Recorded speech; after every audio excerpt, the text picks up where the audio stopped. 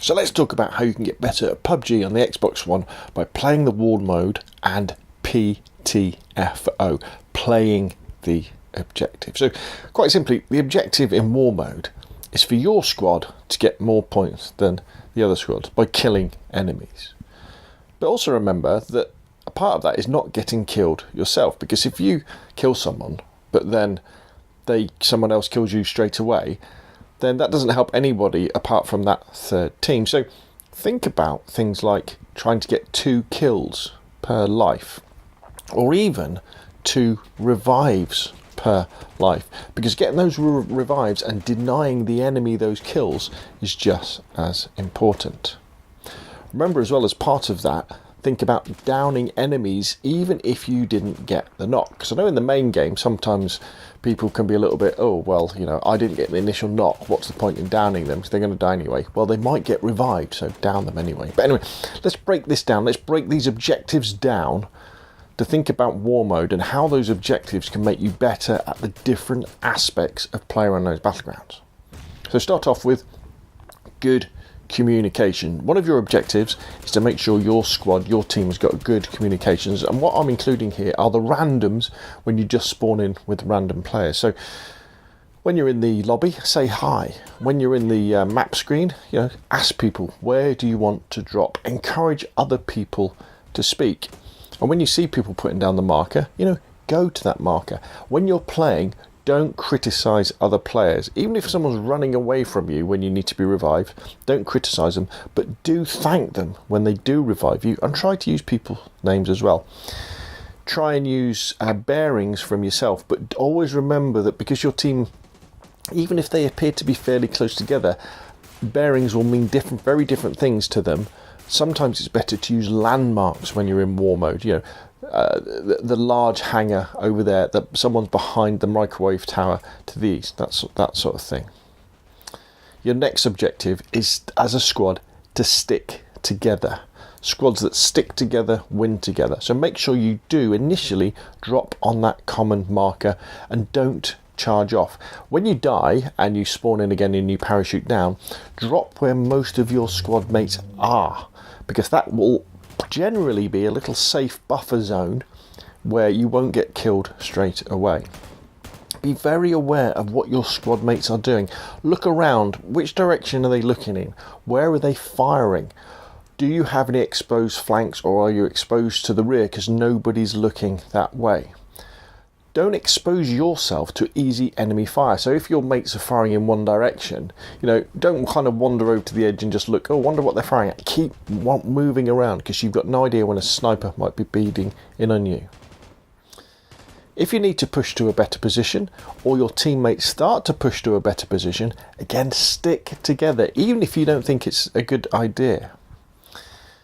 Generally, if you're in a strong position and you're defending it, or you see an opportunity for a flank, or maybe if you need to go because everybody's running out of ammunition, then that's generally when things start to move. But just remember, even if you see a good opportunity to do a flank and to wander off, if your team starts to get too spread out and you lose that safe parachute spawn landing zone, you're probably going to start to lose the game.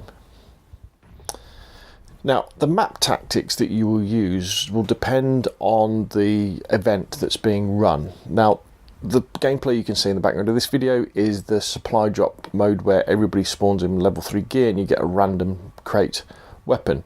And there's a good mix of weapons. You know, there's LMGs, snipers and assault rifles. And different event modes will have different weapons, so there might be snipers only, or it might be shotguns only, or something like that. So you're going to use different tactics for that.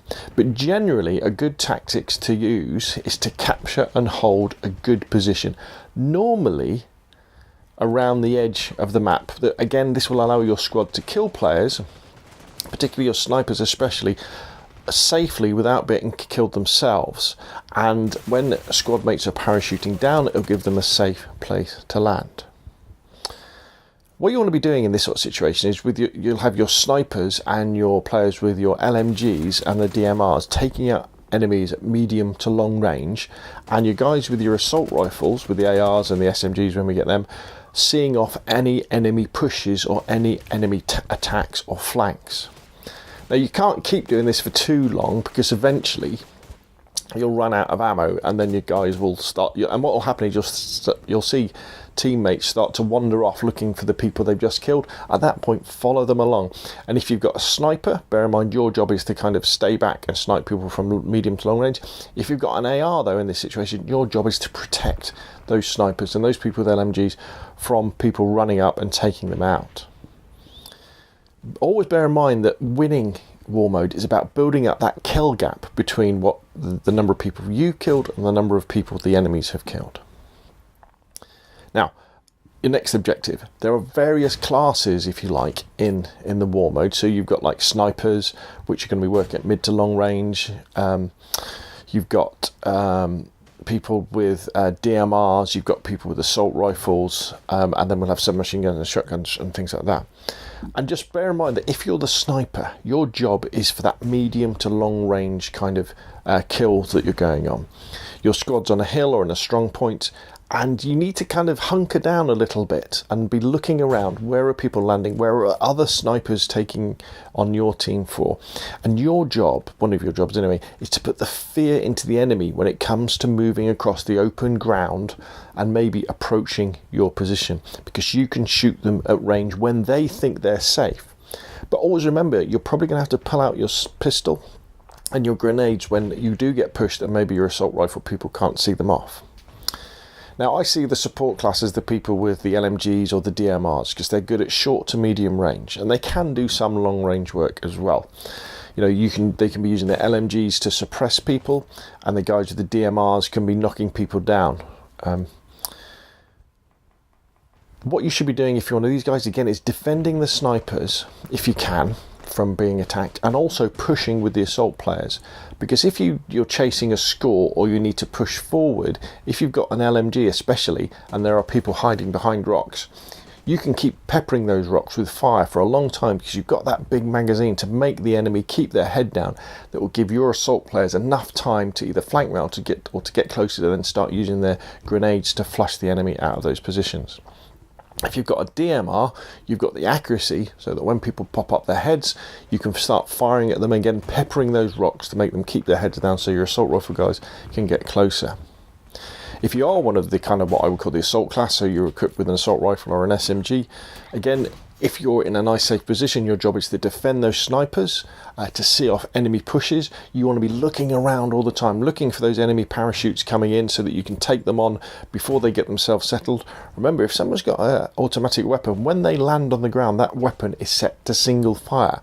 So if you're quick, you can shoot them as they're coming down, but you can shoot them as they hit the ground.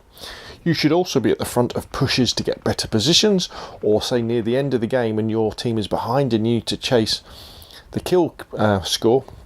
You've got to be at the front, because you've got the best weapon for medium to close range combat.